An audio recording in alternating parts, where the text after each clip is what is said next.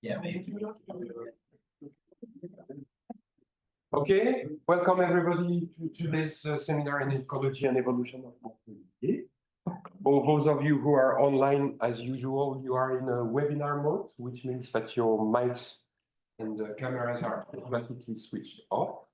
If you have any technical issue, you can report in the chat. We will help you to solve the problem.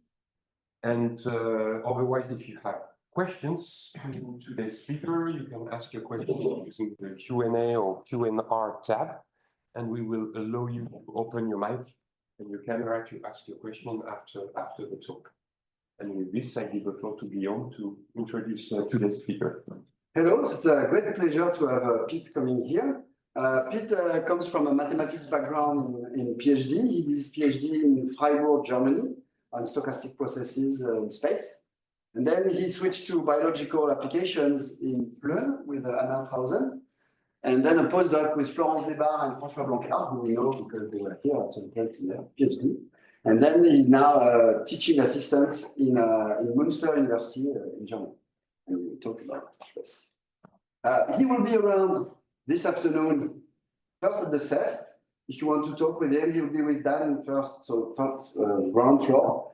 You can also send me an email about this or go directly to this place. And he will, then after that, people who want will have a drink around 5. If you want, you can send a discussion. We'll start on the CEF. Okay, yeah, thanks a lot. Thanks, Guillaume, for the introduction, and thanks to the organizers for actually giving me the opportunity to be here and to present some of my work. So what I'm going to talk about today is about largely evolutionary rescue and how to estimate probabilities of resistance evolution during treatment. So this sounds very microbiological, but I still hope that that more ecologically driven people or interested people also get something out of this talk, because as you will see, the models that I use are basically population dynamical models, so not whatever type of things. Yeah, as Guillaume said, I'm at the University of Münster, so get the elephant out of the room. This is not the same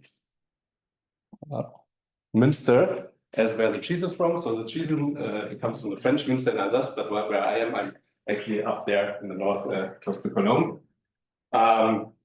Yeah, so because this is usually the first question that I get from French people. We have 2 Münsters in Germany. Yeah, we even have more Münsters in Germany, exactly. So it's the bigger one. Yeah, the Münster where I'm from is known for bikes, rain, and churches, not cheese. Okay, but let's talk about antibiotic resistance. So just to be sure we are on the same page. Antibiotic resistance is basically a characteristic or property of bacteria to withstand antibiotic treatment. So what you see here are Petri dishes, so it's an antibiotic assay. And on all of these white discs, you put a different antibiotic and then you plate your bacteria and see where they grow and where they don't grow. If you get these clear cycles around these white discs, this is indicative for the bacteria being susceptible or sensitive to the antibiotic, so they can't grow in the vicinity of those discs.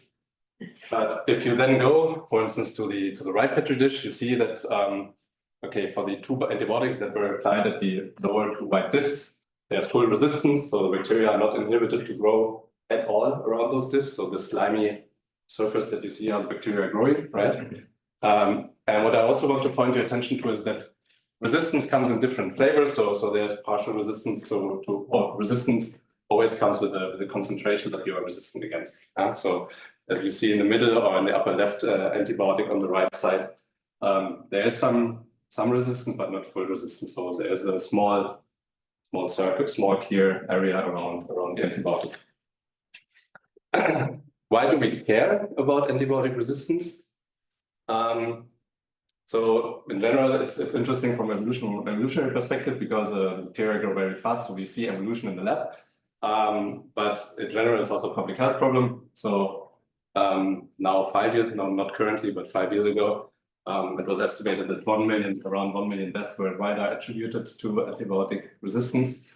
What you see here is this map that the first antimicrobial resistance survey produced. So antimicrobial resistance basically means the resistance of bacteria, parasites, viruses, fungi What I will talk about is only bacterial resistance. So these numbers are much larger than what you would expect for antibiotic resistance. But this gives you a general idea that, okay, resistance becomes more and more of an issue, and more people will or die really from resistant bacteria.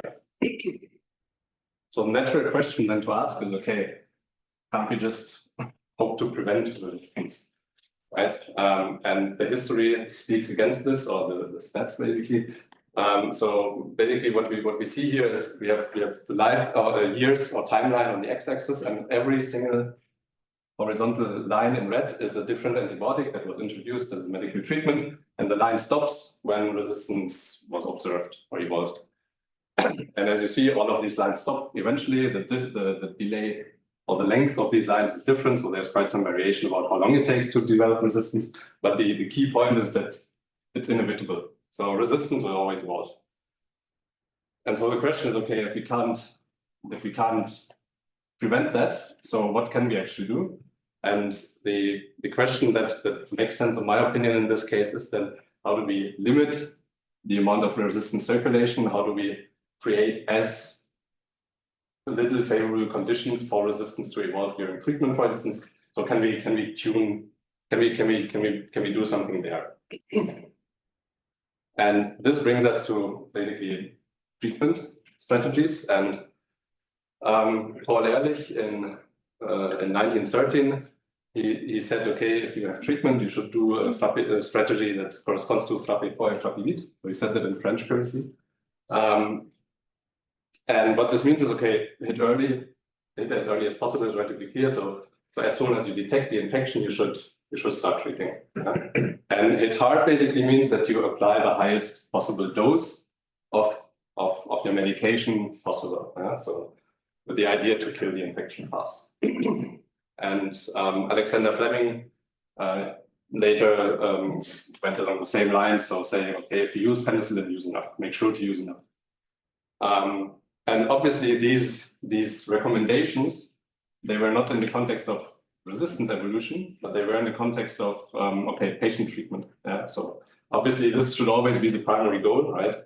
But if you have the luxury of wiggling, say, with the concentration that we administer, can we think about, or can we say something about what concentration would, for instance, be the best to limit resistance or to create the least favorable environment for bacteria to develop resistance? And this is exactly the question that people have thought of in the last decade, mostly theoreticians. Encoma 11 and 2014, they came to the conclusion, okay, they did a large computer-based study, essentially evaluating a lot of different scenarios. And their result is basically, okay, the results of this computer-assisted theoretical study support this century-old recommendation. And then 2016, 2 years later, Day and Reed come to the conclusion, okay, theory does not support using the highest tolerable dose as a rule of thumb. And that was basically the starting point of where I thought, okay, it would be nice to actually distinguish when is highest best, when is maybe lowest best. Yeah. So are there some general principles that we can say, okay, what should we do? So this is the starting point. And to do this now, what we will do now here, or what I will tell you in this talk, you don't have a choice, you sit here already. So what I will do is I will show you how to predict the survival probability of a resistant strain surviving treatment. As we will see, the curve will look like this. It will be hump-shaped, so there's a maximum somewhere. And because we have theory for this, we can actually try to predict where this maximum will be. What I do here in this first part is I talk about survival, but survival is not the same as establishment. So surviving, you can just survive with a single cell. That's probably medically not super relevant for resistance evolution, because if you don't take off, you don't cause harm to some extent. So we will then talk a little bit about what can we say about the size of the surviving resistant population.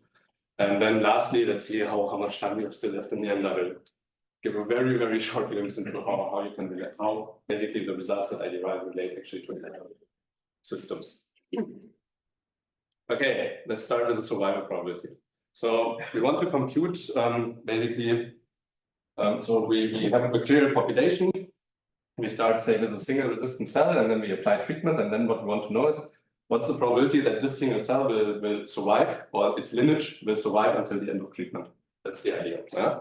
And for this, what we need is we need to describe the population dynamics of both the resistant and the sensitive strain.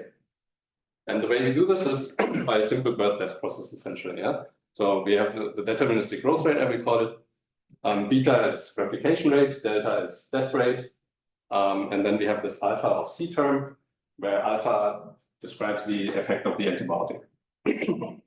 And the effect of the antibiotic is relatively well described empirically. So it has this S shape, the sigmoid shape. And what you see here is now on the x-axis, we have different antibiotic concentrations going from low to high. And on the y-axis, we have the growth rates. And so here we have the level 0. So this is basically above the bacteria are growing and below they are declining. And there's this important quantity, which is called the MIC, the minimal inhibitory concentration, which basically tells you, okay, what is the concentration such that the bacterial population doesn't grow anymore, but it starts decaying or decreasing. And well, the resistant type is resistant because it has basically a higher MIC. So basically how you can think about all of this is that the resistant antibiotic response curve is basically just shifted to the right towards higher concentrations. This explains basically why this orange curve is shifted to the right. And then there's this small region here on the left that is also quite important, which is so basically what you see is that the resistant strain at very low or absent antibiotic concentration has a slightly lower growth rate than the sensitive strain. And this is what is called typically the cost of resistance. So resistance comes at a cost, also measured abundantly empirically. And this basically, this keeps essentially resistance in check initially, if you want, if there's sensitive individuals around. So that's the growth rate. And now let's specify the population dynamics. So this is now where the ecologists are more familiar or can relate to much more, I think. So as I said, we have the per capita birth and death rate, beta and delta, and then I added density regulation to this entire thing, to the model. So I basically say, okay, bacteria can compete, maybe or not, and yeah. It's possible to interact or So what to? interact? A small question or? Oh, if it's possible, could you keep it for the end? Okay. It's best to keep the flow. Okay, thank you. Yeah. Exactly. So we don't really know if density regulation is a big thing in bacteria or not, but for the sake of completeness, we can include this in the model. And there are essentially two ways that we can think about this. So either density regulation affects the birth rate. So for instance, resource competition, so it decreases the birth rate, or density regulation increases the death rate. For example, toxin production or space competition or whatever, so you don't have enough space to grow. So these are basically two different ways of how you can model the density regulation in the first place. The second thing we need is the antibiotic effect. Again, for the antibiotic treatment, we can also think about two different types of antibiotics, very crudely speaking. Yeah. So a perfectly biostatic antibiotic, which basically suppresses the growth rate or only affects the replication rate of cells, or a perfectly biocidal or biocidic antibiotic that is only affecting the death rate of antibiotics. So basically, again, we have two different options of what to do here, either decreasing birth rate or increasing death rate. And what this gives us is basically we have four different models essentially. So we have 2 times 2 combinations. And as an example, just for you to see what this, you could guess, I guess, how this translates into the birth and death rates. So if we take a reduction of the birth rate due to density regulation and an increase in death rate due to treatment, then you get the rates as following. So the birth rate is, well, it's at least 0. It can't be negative, right? So it's the rate. And it decays linearly with the density. The death rate is simply the per capita death rate plus the increase from the antibiotic.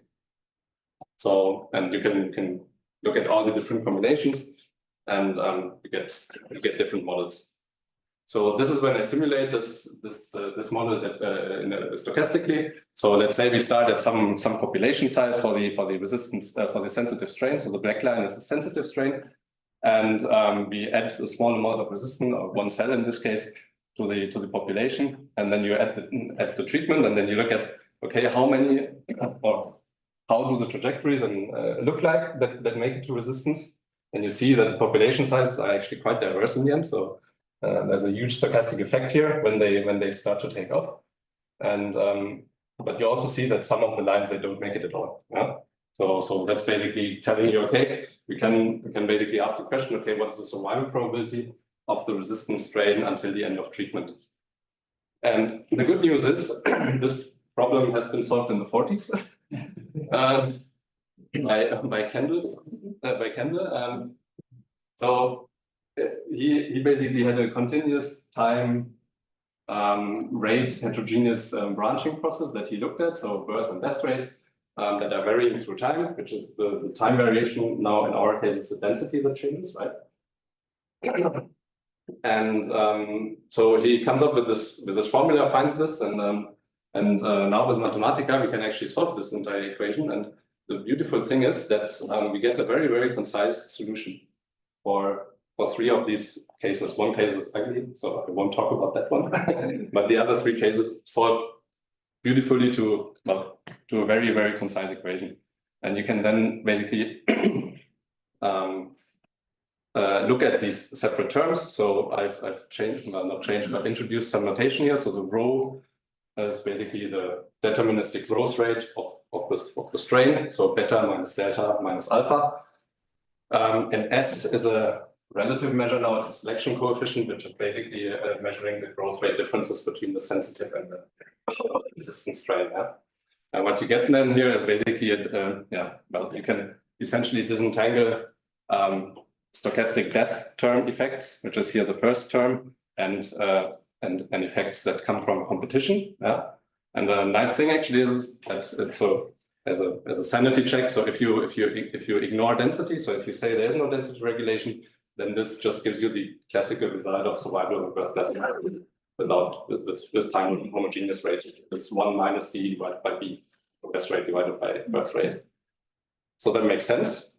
That's great. So what can we learn from this? So here I've used birth regulation and biocidal treatment.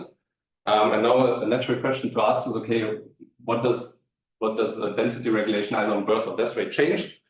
It changes basically if you have death regulation, you get an additional term in the denominator. And basically what this means is, so you increase the denominator, you decrease survival probability. So density dependent death rates always make it harder for the resistant strain to survive until the end of treatment. And this is something that you can actually relate to ecology now as well, because density dependent death rate increases the fluctuations basically, because it increases the stochasticity that comes from the rates. Stochasticity or demographic noise is basically birth plus death. And if you basically increase the death rate through density dependence, then you also get more noise. And more noise is basically bad for survival from low copy numbers. So all of this makes sense. Okay, let's look at this curve. So this is how this curve looks like now. In blue, the biostatic. So again, we have concentration on the x-axis and survival probability on the y-axis. Biostatic, so reducing the birth rate. Biocidal, increasing the death rate. This is how it looks like in our model. What you see is you have this intermediate maximum. So let's try to make sense of this. So for very, very high antibiotic concentrations, also the resistant strain dies. So that makes sense. So there will be nothing, everything is just killed, nothing survives. Yeah? The question is, why does it increase here initially? And this is an effect that comes purely from the density dependence that I imposed here, or that I put into the model. So this is so as you increase the antibiotic concentration, the sensitive strain decreases faster. And so you have competitive release effects. So you have more reproductive potential for the resistant strain essentially. So this is why this curve initially goes up. And since it's lower in the end and lower in the beginning, In the middle, there should be an intermediate maximum. And this is exactly consistent with what for instance, Day and Reed also found in their paper. And now the question is, okay, how to determine now what is the optimal concentration? And for that, I need to introduce a new concept, which is the treatment or the admissible concentration, so the treatment window. So these are, let's say, these are the concentrations that you can treat with. Yeah. So because if you use higher concentrations, it's toxic maybe. Lower concentrations don't do anything maybe. So this is a treatment window that makes sense. Yeah. And if you accept this, then you just put the curve over this treatment window and you look for the minimum point. Yeah. So in this case, the highest admissible dose would be best. If you have a different treatment window, then basically the lowest dose might be best. So this is the simple idea of why you might have a highest or lowest dose as the best concentration to give. The thing that I haven't told you yet is where is actually the MIC of the sensitive strain. And so this dashed line now tells you where this concentration is. And so if your goal is to treat the patient, then you would not use any doses that are below this, because you want to eradicate the infection. So basically, this would be the lower boundary of admissible doses. And what you see here already is that, okay, for the blue, for the biostatic one, it seems, but okay, this is just one parameter set, obviously, right? For the blue one, we have the maximum, which is close to it or to the left. For the biocidal ones, there's some room actually. Yeah. So this already, if you could generalize this will already give us some generality to some extent. Okay, then birth and death competition. That's already something that I told you. So based on the equation, we would expect death competition to always be lower than birth competition. And this is exactly what we see here as well. So the reason is, as I told you before, there's this additional birth death term that pops up in the survival probability. And what you also see is here, biocidal seems to be higher than biostatic usually. And this effect is driven by the density dependence actually. So biocidal basically means we are killing bacteria faster, whereas biostatic, we just reduce their replication rate. But what biostatic basically means is that you cannot reduce it more than to zero. So there's a natural boundary of how effective a biostatic antibiotic can be, because you cannot reduce it more than the per capita birth rate. Whereas a biocidal one, it can increase it can increase the death rate infinitely, right? So this is why biocidals in a density dependent model will result in higher survival probabilities as opposed to a biostatic one. So this might change though if you say that bacteria do not suffer from density dependence, then the result is, I think, different when the order is switched. But then you don't get this initial low point anyway. So in a model without density dependence, the curve looks like this, essentially. Okay, so what we see here as a general rule, or general rule based on two plots that I've shown you, biostatic ones seem to be always at or below, maximizing the curve always at or below the MIC, and the orange curve, so biocidal treatment, has some room. What I did here is I started always treatment with a single cell. So the natural question would be, okay, what if I don't start with the resistant being already present in the population, so from standing genetic variation, but what happens if I impose, or what happens if I look at de novo resistance? Yeah, so basically the resistant strain needing to appear during the treatment. So here I didn't plot any theoretical curves. I just simulated some of these graphs, and what you see. So the key message here, basically, that what you see is that the curves get shifted to lower concentrations. And the reason is that as you increase the concentration, you decrease population size faster, but the key quantity that you need is new mutations arising. So the longer the population, the sensitive population stays high, the larger the probability that you will actually get a mutation. and this is why these curves will be shifted to the right, to the left, because at MIC, well, the biostatic doesn't do anything anymore. It doesn't replicate, and if mutations arise through replication, this will just be zero. And the biocidal, it also drops sharply there, but you still have a positive survival probability because there's still some replication going on that might give you some new mutants. So this is here for a scenario with low mutation probability, intermediate or high. The picture is always the same. So take these curves, shift them to the left, and the maximum is typically so maximum here is typically to the left of the MIC. So standing genetic variation or resistance survival from resistant type that is there initially when we start treatments is a worst case scenario. So let's continue with this one. Because I've shown you graphs, but I haven't convinced you yet that the MIC is really the worst concentration often that you can give. But we have the analytical formulas, so we can actually make use of them. And what we need is we just need to solve for the concentration that basically maximizes the plot, right? And the form of the survival probability was actually relatively simple. So it was of this form. So 1 divided by 1 plus f of c. And then we learned in high school how to maximize such a function. A little bit of algebra. Basically, what we need to solve is f prime of c equals 0. This f prime of c looks very horrible because the concentration appears in the antibiotic effect. And the antibiotic effect is not linear, but it's the sigmoid curve, so it looks quite messy. What you get. But you can solve it analytically for birth competition and biocidal treatment, for instance. Saying that, okay, selection would be weak, you can ignore this effect, this second term here, but still this looks super messy. So if you're a really motivated empirical biologist, I think you could try to estimate all of these terms. But overall, the conclusion here is that for biocidal treatment, it's quite complicated to come up with a general rule.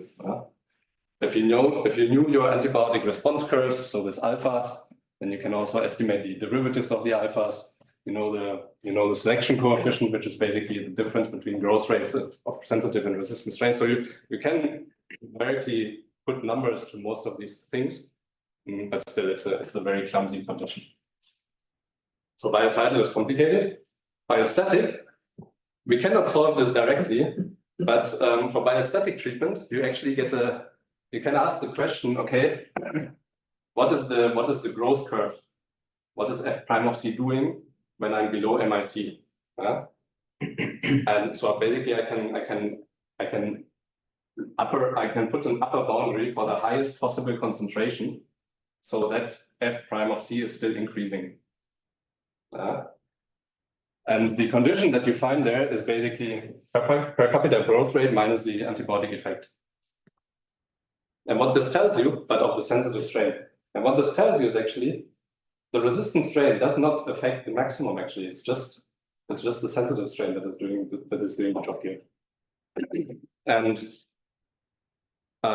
more importantly, what this also tells you is if you don't believe that bacteria die, so their per capita death rate is close to 0, then this is simply the growth rate of the. So this is simply the MIC essentially. So at the MIC, we know that after that it will decrease for biostatic treatments. And just to convince you that this is really true so it's an independent effect for independent of the resistant type. So here what I will show you is I will show you 3 plots with different resistant properties. So the MIC of the resistant here is 20 for the sensitive. Starts dropping right after the C, after the critical C. For 10 times the MIC the same, for 5 times the MIC the same. I mean, it comes out of the equations and you see it in the simulations as well. So this is actually quite important because this tells you, okay, if you use biostatic drugs, antibiotics, always hit hard. So this is a general result for density dependence, right? And this was in the end quite neat, or this made me at least happy that all these calculations in the end gave something that is somewhat generalizable. So that's that's as far as we go. Okay, so this was all about survival. But the question that you may now ask is, okay, does survival actually matter? Because if just a single or maybe a few copies of the resistant strain, if this population is just very small, this might not be relevant. So the question is actually, when do we get a substantial subpopulation that is surviving the treatment? For that, I will not show you any equations. So we have some ugly approximations, but it's not worth going into that. So the solid lines are now different types of approximations. And these triangles are simulation results about the size at the end of treatment. And what you see is actually here that the size of end of treatment follows more or less the same shape. So for the biocidal, it's actually pushed a little bit closer to the MIC, meaning that the highest populations of surviving resistant subpopulations will be closer to the MIC than just the survival probability. But yeah, overall, this was basically a numerical exploration of what happens to the sizes. And you can look at different scenarios, different resistant types, different competition mechanisms. And the key point here is, okay, this maximum is always close to the dashed line, and the dashed line is the MIC. So what this tells us, or what this told me at least, was, okay, concentrations around MIC of the sensitive are always worst, are always really bad, and often even the worst concentration to give. And keeping in mind that the MIC is the lowest concentration that you would meaningfully give, this basically tells us, okay, the lowest concentration is not what we should give. So hitting hard might actually be a good rule of thumb if we believe the model essentially. So starting from the model, these results hold. And then basically I went back to this, and I also contacted. So after I convinced myself that this all makes sense and this works, I then contacted Troy Day because I wanted to understand better. I wanted to understand the reasoning better of why they basically come up with this conclusion about that the highest tolerable dose would not be a good rule of thumb. And basically he told me, okay, yeah, we also tried a lot of models and it's actually not super easy, but there are situations where you get the lowest possible dose as a rule of thumb. And so among others, he said that models with immune response tend to create this effect. Yeah? And so what I did then was I went to the paper from Troy Day and Reed, and resimulated the entire thing. So basically what this means is, so if you have an immune response, basically the way that the model works is you have your sensitive population, so the black lines which are growing. The immune response is a delayed effect, so that basically increases then the degradation or degrades the bacteria. And then these orange lines as before are the sensitive strains or the sensitive individuals, and they might appear then during treatment. So again, this gray background here is a treatment window, and so these are basically replicates from the figures from their paper with the same parameters. And the key conclusion here is basically that okay, so sometimes, so here in the upper scenario, for instance, it's worse, it's bad to give a low concentration because you see resistance appearing, whereas here you don't see it. Whereas the situation is a little bit less clear in the lower part, and that's basically where you get these differences between the highest and lowest dose might be best. And then I basically went to also estimate or compute all the quantities that they computed. So emergence probability is just the probability that you will get a de novo, that you will get a resistant mutant during the treatment. So that's why this probability is very high. Establishment is the probability that this mutant will create a lineage that is of substantial size. So you can use different thresholds, but basically what the curve looks like is like this. And what you see here is again that, okay, these peaks or the maxima, they are always to the left of the dashed line of the MIC. And so basically, also with their immune response model, actually, it doesn't work. And if you then go actually to the paper and then look at the figures, the maximizing concentrations are always left of the MIC, or the scenarios where the lowest concentration would work, the lowest concentration is left of the MIC. So that would be something that you would not give as a treatment to a sick patient, because you would give higher concentrations. So this scenario applies probably then only in situations where you have chronic infections and you want to contain an infection. So you're basically, you're not trying to eradicate the infection, but it's more like so that might be a situation where, in my opinion, this might still make sense to think about sublethal doses, or doses that are below the MIC. Yeah, so the conclusion basically for me is, okay, if we want to treat an infection, hitting hard seems to be a good rule of thumb. That's also what we wrote actually. So hitting in the paper that we published, then hitting hard is the best in the case of biostatic drugs, because there we actually have analytics, we can show it. And seems often to be best in the case of biofilter drugs. So we have some analytics, but they are not super conclusive. And this is then based on a lot of simulations and of different parameter regimes and so on. And yeah, in the majority of the cases, you see that even then you want to hit hard. Okay, so let me sum this up. What time do we have? Okay. Let me sum this part up. So what I've shown you is that we can make use of some mass theory, like in this case, continuous time branching processes, which allow us to explicitly compute survival probabilities over time. What this result showed us was that, okay, density-dependent death is always has a smaller survival probabilities than density-dependent birth. And this result directly translates to, so it's general, it's not just for the bacterial model that we looked at here, so it's a general model for density-dependent population dynamics. Because we had these analytics, it allowed us to derive conditions for resistance survival maximizing concentration. So basically differentiating the function and then looking for the maxima. And what this analysis told us was, okay, biostatic is difficult, but for biostatic treatment, we get a clear result that, okay, the resistance survival probability at or below the MIC, that's where the maximum will be. Survival is not necessarily relevant because it's the size that is relevant. But looking at simulations, a lot of simulations, basically what we see is, okay, size of the resistance subpopulation is also often maximized at the MIC.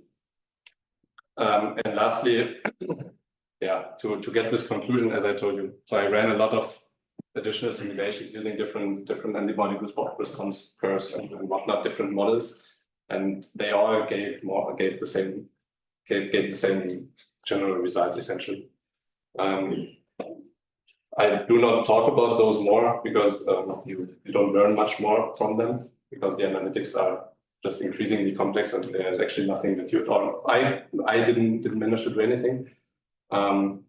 So maybe there's something more to be done actually. And this is what we published in this paper then, which appeared last year. And now the more interesting question maybe is, okay, how to relate this to ecology, or more generally to evolutionary rescue, right? So essentially evolutionary rescue, I think here's a hotspot of evolutionary rescue foundations, so I don't need to talk much about this. But the idea is that you have a population size in blue that because of an environmental change, pressures decreases and then would go extinct unless there's some mutation in orange that sweeps through the population that then manages to restore population growth. Yeah? And now in our antibiotic resistant case, obviously, okay, this is the antibiotic resistant, the antibiotics that we apply, the sensitive population pressures, resistant population takes over.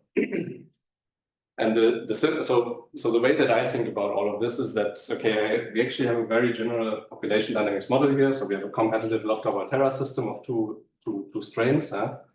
And then you can actually study, like we did, density-dependent effects. And actually, just this year, there has been some work by Jeremy Draghi and colleagues who who actually came to essentially the same conclusions, saying that density-dependent death is always worse for survival because it increases variance. The environmental change that we have here in our situation is abrupt. So it's not a moving optimum, but it's an abrupt change. But the reason why there's an abrupt change in my case is because I assume a constant concentration, right? So if I wouldn't assume a constant concentration, you would probably and actually model the concentration more meaningfully, you would get a moving optimum that's going back and forth probably. But increasing the concentration, and everybody gets degraded and then it's back and so on. And the treatments that we apply, biostatic and biocidal antibiotics, you can think about, okay, environmental pressures that reduce the birth rate or increase the death rate. Right? So I'm not enough of an ecologist or biologist to know how to interpret this in an ecological way, but I'm pretty sure that you guys would have examples of where an environmental stressor is actually either doing one or the other. And you can also even think about combinations of the two. So I've just presented here clear-cut separation of these two effects, but you can also mix them, obviously. Right? And this, among others, has been done in Malek and Wittbold, for instance, or Niehagen and Bonhoeffer and Uecker. Yeah, so I was just looking at the extremes here. And the evolutionary framework, so what I did here is a classical population genetics framework. Two alleles or two phenotypes, right? Whereas in ecology, obviously, yeah, probably you usually tend to think much more about standing genetic variation. And so the natural question to ask here is, okay, how do we go from the 2 to the infinite case here? How do we make sense of what I presented you here in a more comp-gen framework? And with this, exactly at 45 minutes, I thank you for your attention. I thank my collaborators in funding for making this actually happen. And yeah, with this, I'm done and I'm happy to take any questions.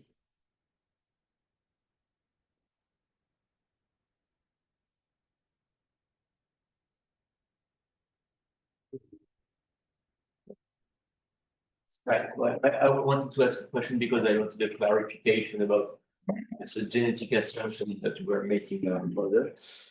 Because obviously you got in your case, because you are providing recommendation for whether you should read this way or that way. No, you're not alone. All those papers do that.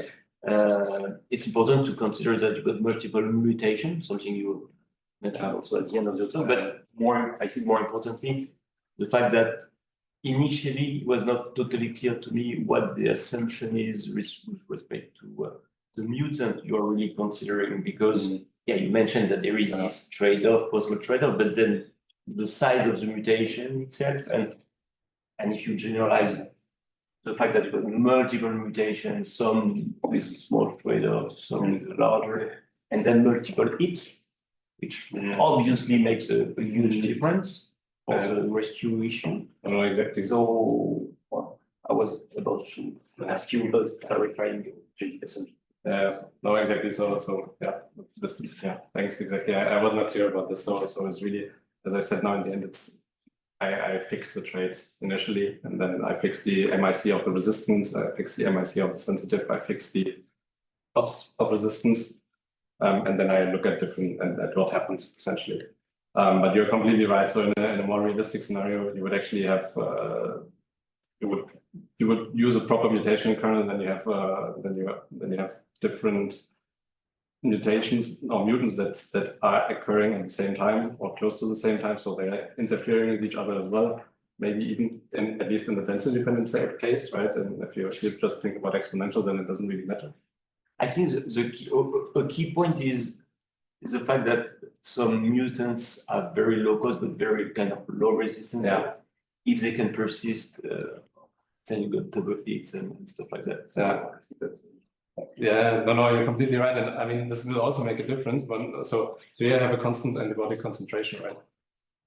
But this makes also a difference when you have a varying antibiotic concentration, right? So the smaller mutants they will appear earlier, whereas they provide the stepping stone to adapt to the higher concentrations as the concentration goes up and so on. So I mean that's part of what not the moving optimum, but what the we are trying to do now is actually looking at the infinite case to some extent, and I mean not necessarily using this maybe is something that we can use later, but just to understand how this actually works. Yeah. So obviously this is a huge simplification. I agree. So my doctor always says you have to take these antibiotics 5 days. In the case of my cat, even 10 days. So would you subscribe to that as well? It very long, or? I'm not a medical doctor, so I don't dare to make any predictions about this. But I mean, so these survival curves that I've shown you, they are basically curves for a 7-day treatment. What I've shown you, so there I was treating for 7 days. If you treat longer, basically what you do is that you lower this curve, but only at the regions where the resistance doesn't have a fitness benefit anyway. So where the resistance emerges, the 7-day and I plotted it also for infinitely long treatment. The 7-day and the infinitely long treatment, they are overlapping. So for resistance emerging in the end, so when resistance emerges, it makes it very early and not. But I mean, if you want to eradicate the infection, you should take the medication as long as possible to make sure that you kill everything. So, but as I said, I'm not a medical doctor. I don't dare to make anything. Even for just de novo, if you put just de novo and no standing variant, you don't have this effect, because I guess the idea is, even for instance, you're sure to kill the wild type, so you don't mutate to the. Yeah, exactly. You must see something like suspect. I didn't check there. I didn't check that. Yeah. Is like antibiotic resistance a individual level problem, or is it a population level problem? Because right now all that you've said has been about, okay, this is what happens if one person gets a certain recommendation of a treatment, this is how likely resistance is to evolve. But from what you started with, it seemed more like, okay, it seems like something which would affect a big population. So is there like a need later for like a model which treats individuals who are getting treatments of different kinds and then saying, okay, here's what happens to the emergence of strains when, you know, the entire population is working with a certain recommendation? Yeah, no, there are models about basically abandon this within host perspective and go to the between host perspective, right? And then you look at how different treatment combinations, different treatment effects affect now the spread of antibiotic resistance or not. Because I mean, here I had the trade-off between growth rate and resistance, right? You can equally think about trade-offs between transmission and resistance.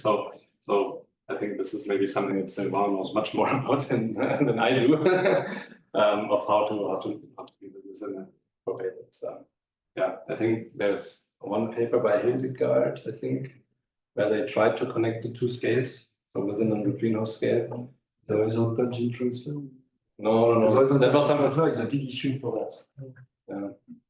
I mean, there's lots of studies about what is the best hospital strategy to contain this. Like, should be cycle, should be combined, should be, I don't know, do randomize people. So there's a lot of literature about this. I mean, yeah, that's a good point. So I'm talking about individuals, and what might be good for an individual might not be good for the population. Or the other way around.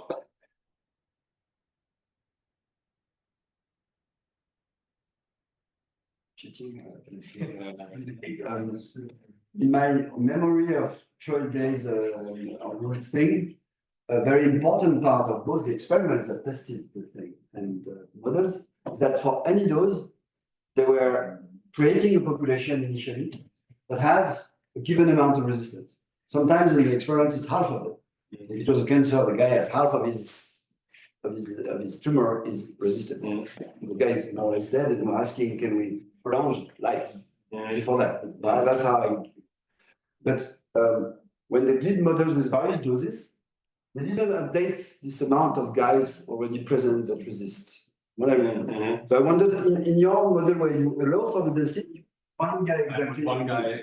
Because there is this extra huge effect think, based on the observations in microbes, that the probability that you happen to have this one guy that will resist the dose that is to come is much lower if this dose to come is a very high dose. It's very unlikely that you are carrying a guy resisting 200 micrograms per ml of penicillin, because this happens very rarely by mutation. So basically, So it seems a very important part because it's all about standing variance, and that standing variance is just you resist anything for free. And I have the impression that's a key thing to put in to really evaluate, because that's empirically known. Situation tests show it all the time. So what I also didn't show you. So basically, you can vary the MIC of the resistant, right?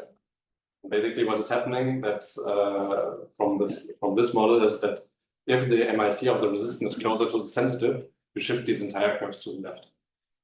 So basically, this means that the optimum is even directly the MIC of the sensitive, which makes sense because beyond the MIC of the sensitive, which is then close to the resistant, it will start dropping again. If your MIC of the resistance gets closer to the exactly it's not a big resistance. No, exactly. So basically, this makes this curve also go to the left, and so basically, yeah. And in a setting, you would enrich with those. Exactly. It's much more easy to do those. Exactly, and this basically gives you another argument actually why you should hit hard, because that's you don't even get into situations where it's ambiguous, because in some curves that I showed you there wasn't ambiguity, but maybe lows could be best. So if you start with a small mutate or small resistance, then hitting hard is just in this model. You know, there's a project that they're doing a trial on cancer treatment with this principle. Yeah, I mean, cancer, that's what I said. So for chronic infections, maybe the goal is a bit different, right? You're not trying to clear the infection. Maybe you're just trying to clear. Yeah, related to that question, from what you've been doing and seeing, do you think there's any scope for sort of an on-off scheme? So like if I have to give 10 days, could I give 5 days, then take, and then wait a little and then hit that part again? So basically your argument would be to let the sensitive increase again a little bit, to compete harder with the resistant. Yeah, we did that once with the naive expectation that when you take off the antibiotic, that the susceptibles might keep in check the resistance, and then not wait too long until everything's gone back to carrying capacity.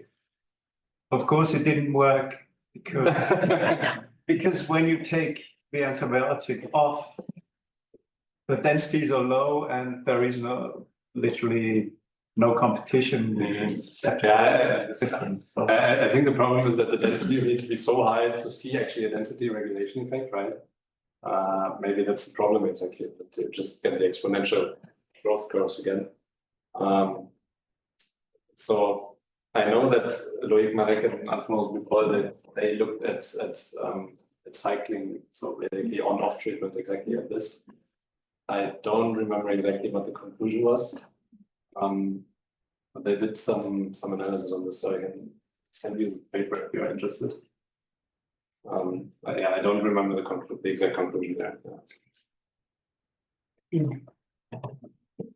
Going back to the more important thoughts at the end, the organism with maybe more complicated life cycles, different life history traits make different contributions to population growth. Like in some long-lived species, fecundity has a low impact on how fast you grow, but in short-lived species, the fecundity is really important for how fast you grow. And so, do you think about that? I mean, how would that affect your thinking about the importance of a stress that would affect different type of traits or different type of density regulations, or in this life cycle here, are there any consideration of that, or is it not? So maybe, so I didn't think about it like this actually, but maybe one way of translating this directly would then be, so if you're heavily dependent on your growth rate, then probably also the environmental stress will mostly affect the growth rate, maybe. Which growth rate? The birth rate, the Oh, multiplication, birth rate, yeah.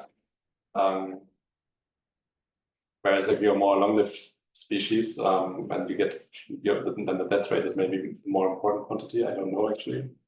And that would basically tell you, okay, species that rely more on their birth rate are more affected by environmental change, because the survival probability from the biostatic one was, at least in the density dependent model, always lower than the biocidal one. So maybe that's a way to actually connect that and to draw. But yeah, I'm always hesitant to make these very general conclusions about very complicated situations. I think you would need to do, like, if you think about proper life cycle with stage structure, I think we need to do the math. I don't think there's a way around it. Maybe you think of none like this exponential lifetime versus some random other distribution where you have a true lifetime that has a given distribution. Because I guess in the age structure of population is this, they just have there's an age structure to the population. But the bacteria of any unicellular does two offspring. Whatever happens, there's a division. There's a very weird result that the probability of extinction does not depend on the lifetime. That's very specific to you correctly. The Bellman-Harris is a model that has a general lifetime. Still, you divide in two at the end. And because of that, you can look at a branching process not over true time, but over generations, which are different in length. And you get the end result. So the ultimate probability to extinct, there's no effect on lifetime distribution, but that's very special for a guy that divides in two. Yeah, but you can. Rabbits does not do that. You have more offspring to live longer. Yeah, no, that's fair. But you can still ask the question, okay, what life history component, which is where I think you wanted to go, is the more relevant one, I guess. So and for that you can make this prediction based on the same reasoning. Well, your environmental change is decreasing the birth rate. You will tune the effects depending on. So there's a difference between decreasing birth and increasing death, which comes out of the stochasticity and out of how these survival probabilities are computed. So they are not affecting the same way. And so there's a life history thing to think about there, I think. Like what species that have their birth rate reduced are maybe more affected by environmental change or more at risk in the end, or have a harder time adapting, let's say, right, than the ones that have their death rate change, or where selection is acting on different life history components, right? So what is the one that helps you most?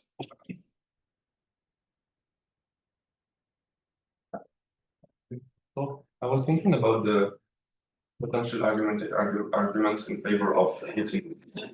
And you said that in the model they added immune system. And my reasoning would be that if you want to heat low, it's maybe in order not to have too much selective advantage of resistance appearing. So my question is, if we assume that with the help of the immune system, you could get rid of the resistance below MIC, then you might want to hit low so that the resistance does not evolve, and with the immune system you still get. Exactly. So that was also Troy's argument essentially. So that's exactly the reasoning. So that if you have good hopes that the immune system will do the job in the end, then you don't need to hit hard, because we just need to contain the infection at a level that is contained to some extent, right? So that the immune system can actually do the job. But that was exactly the reasoning. Yeah. So it means you have a cold, basically. Because when you have a problem of resistance, it means your immune system doesn't do it. It's like putting a situation where things are fine anyway. Sneezing, Yeah, but I mean, you can still too hard. no, but I mean, you can still it has so much impact. you can still improve the life of this person that is infected. Yeah, but So that's you good can- for another thing. Yeah. That's cases you have a life. If the immune system does a good job, But maybe the immune system can do a good job if it's helped a bit. Yeah. If you let it go 3 days without treatment, then it's overwhelmed. But if there's 3 days of treatment, the immune system does not. static for that. Maybe But I'm wrong because sometimes people actually die. Yeah. I mean, you get secondary problems then, right? But I agree that it's limited. There's a role for them. So the earlier work, MIC less, drug dose less than MIC can it just slows. Exactly, because it just lowers it just lowers the overall bacterial load, right? And then the immune system takes over and exactly. So that was the idea of yeah. And that's I think how it works in the end read in the end. Yeah. So if I'm a clinician, who do I believe? Paul Ehrlich. So that would be my. Yeah, I recognize that. Or Fleming, like the oldest recommendation. I mean, yeah. I mean, I got really interested in this because there was these controversial, well, not controversial, but there seem to be situations. There seem to be situations where one might be better than the other, and I thought, okay, let's try to figure out when. Is there empirical work looking at this question? Like, I talked to a clinical person once, and they were saying, we are not aware at all about this discussion, so we just hit hard. It's only in cancer that there are there's the whole thing, but in bacteria, and in bacteria, there's a lot of measurement of dose versus probability to get the resistance in your petri dish. They drop like log logs, so there's no question. But a petri dish has no density dependence. So that's argument saying, yeah, but in the body it may be very different. In any petri dish for tens and tens of years, everybody knows that you are having a log decay. So there's no question hitting as hard as you can. And if you want to create a resistant type to a very high dose, what you actually do is you screen it to the intermediate dose, the dose they want. And from that, you manage to get your very high dose resistant type. It's actually the worst way. It's horrible. Yeah, but even with density dependence, it doesn't work. Yeah. Exactly why we did that. Depending on how density dependent it's. Like if you do a non-log tab, but I mean, yes, ceiling density dependence, all those things, they are very important because it's density dependence that creates the effect. But there are many ways. Indeed, the immune system is probably a very strong density dependent because even a few guys are seen and killed. So it's an open question. But the empirical is not in a density dependent context.